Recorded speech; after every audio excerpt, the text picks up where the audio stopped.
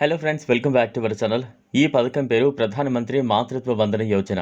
దీన్ని భారత ప్రభుత్వ మహిళా శిశు అభివృద్ధి శాఖ మహిళల కోసం నిర్వహిస్తోంది. ఈ పథకం ద్వారా దేశంలోని మహిళలకు ప్రయోజనాలు అందజేస్తారు. ప్రధానమంత్రి మాతృత్వ వందన యోజన కింద వివిధ విడతల్లో గర్భిణీలకు 11,000 ఆర్థిక సహాయం చేస్తున్నారు. ఈ పథకం భారతదేశంలోని అన్ని రాష్ట్రాల్లో అమల్లో ఉంది. ప్రధానమంత్రి మాతృవందన యోజన ప్రయోజనాలను పొందేందుకు గర్భిణీలు, బాలింతలు దరఖాస్తు చేయొచ్చు. పూర్తి వివరాలు తెలుసుకునేందుకు వీడియోని స్కిప్ చేయకుండా ఎండ్ వరకు చూడండి. ప్రధానమంత్రి మాతృత్వ వందన యోజనను 2017లో ప్రధానమంత్రి మోదీ ప్రారంభించారు.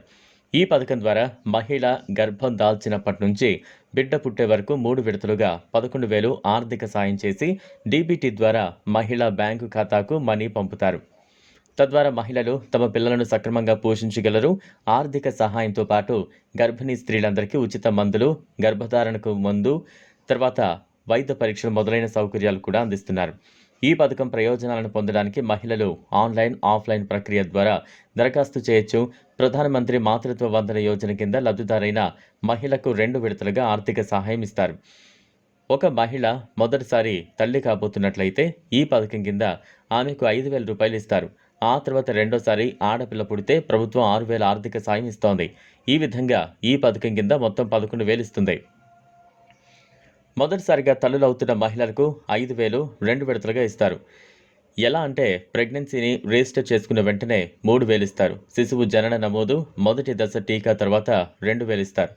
అయితే ఈ పథకం కింద రెండో సంతానం ఆడపిల్ల అయితే ఒకేసారి 6,000 ఇస్తారు.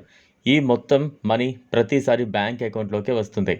ప్రధానమంత్రి మాతృత్వ వందన యోజన కింద ప్రయోజనాలను పొందేందుకు దరఖాస్తుదారు తప్పనిసరిగా భారత పౌరురాలై ఉండాలి.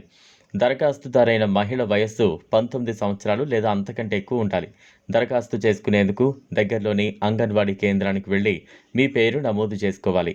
ఈ వీడియో మీకు నచ్చినట్లయితే లైక్ చేయండి, షేర్ చేయండి, ఛానల్ను సబ్స్క్రైబ్ చేసుకోండి. Thanks for watching.